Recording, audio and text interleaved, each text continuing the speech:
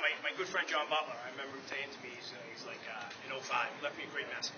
He was talking about, like, I talked to him when Marlboro won in '05. He's like telling me, after the game and stuff like that, he's like, you'll get this one of these days, you'll get this one of these days. I'm like, I don't know, John, I don't know, something special.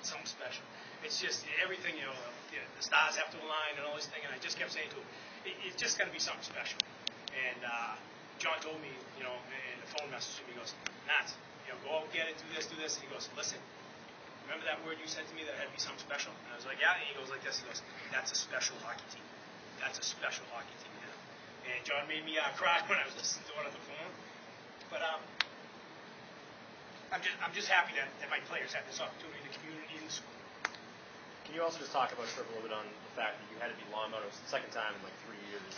And I know you're talking about how it's special, yeah. But maybe if there's anything else that, like, once you did beat them to kind of get over that hump, did you kind of feel like, hey, maybe that's some momentum we can ride to come into the Garden? What was the real momentum ride is the courage that my kids showed against Wachusett Regional when I being down 3-0 at the end of one. And, coming into the locker room and told them I believed in them, I told them I loved them, and I told them from that point forward, we got to do this together. And we came all the way back, won in 45 seconds into overtime, that type of stuff. And I think that kind of propelled us, and I think that was the spark that we kind of needed. We went in very, very focused against Longmeadow. We knew we had to play great defensive structure. I think we limited them to like 10 shots, and that type of stuff. So it was that. But after that game was over, after we beat Longmeadow, we still knew we had another purpose to go, and we knew we had another step to go. And the senior group, rallied themselves around, picked themselves up the next day, and it was dynamite practice for the past couple of days, positive, moving. Again, this is the greatest. I know I'm going to, I've been here for 22 years. A lot of kids I've seen go through the door, and it's going to piss off some of my former players and stuff like that, but this is the greatest team I ever coached. No ifs, ands, or buts about it. How much is this defense in the community? Tremendous. I mean, it's been 34 years since Hudson High School was, we always rode that wave that we were the last public high school to win a Division I state title until Reading did it, I think a couple of years back, and stuff like that. Actually, Mark Chason works in our tech department school. He's the one that scored the overtime goal. So he was really happy, for us that we would get this opportunity and everything else. But it means something to the community. Hudson, when you think of like the history of Massachusetts State hockey, and Jim's over there, and Jim's going to be like, he's going to fight me on this one. But there's no such thing as Boston College High School. There's no such thing as Catholic Memorial. There's no such thing as this school or that school that are now the predominant powers in that 1A Malden Academy. None. It was in Central Mass, it was Hudson and Auburn.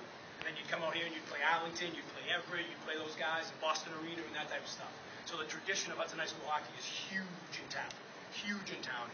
And we're just trying to carry on that tradition and move forward. And I'm happy that I had the opportunity to do that as a head coach.